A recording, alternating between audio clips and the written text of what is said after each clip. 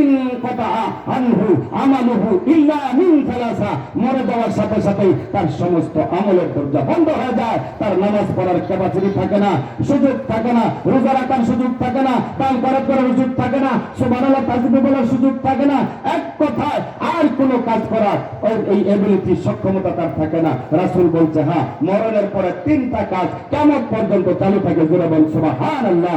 আল্লাহ রাসূল বলছেন এক নাম্বার হলো সদকায়ে জারিয়া।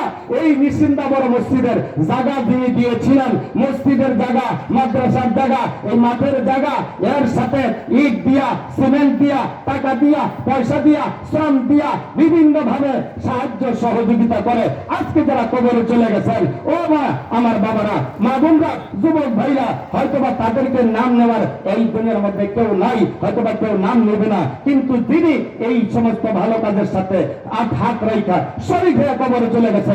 রাসূলের হাদিস সাক্ষী, আজকে নয় কিয়ামত পর্যন্ত তার কবরের মধ্যে সবাই সারি হইতে থাকবে। সুবহানাল্লাহ। এই জন্য আব্বা আম্মা দুনিয়া থেকে বিদায় হইছেন, আমরাও দুনিয়া থেকে বিদায় হয়ে যাব। এই দুনিয়া থাকার জায়গা না, দুনিয়া থাকার কোনো সুযোগই নাই। এই দুনিয়ার মধ্যে যেমন আসছিলাম খালি হাতে, আবার দুনিয়া থেকে খালি হাতে চলে যেতে হবে।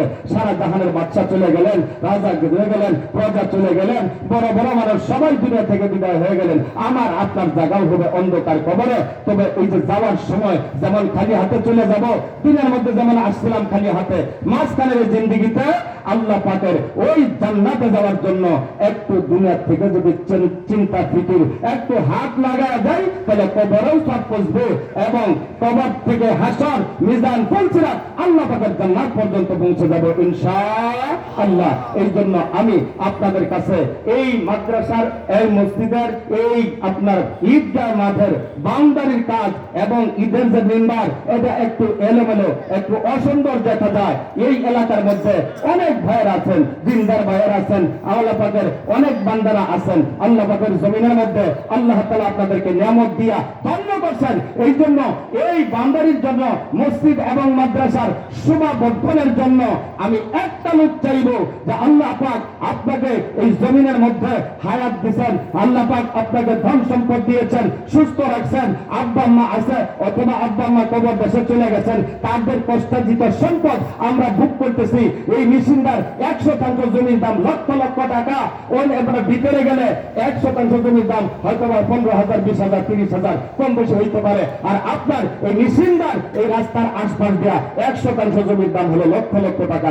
এটা আল্লাহ পাকের নিয়ামত বাড়ায় দিচ্ছেন।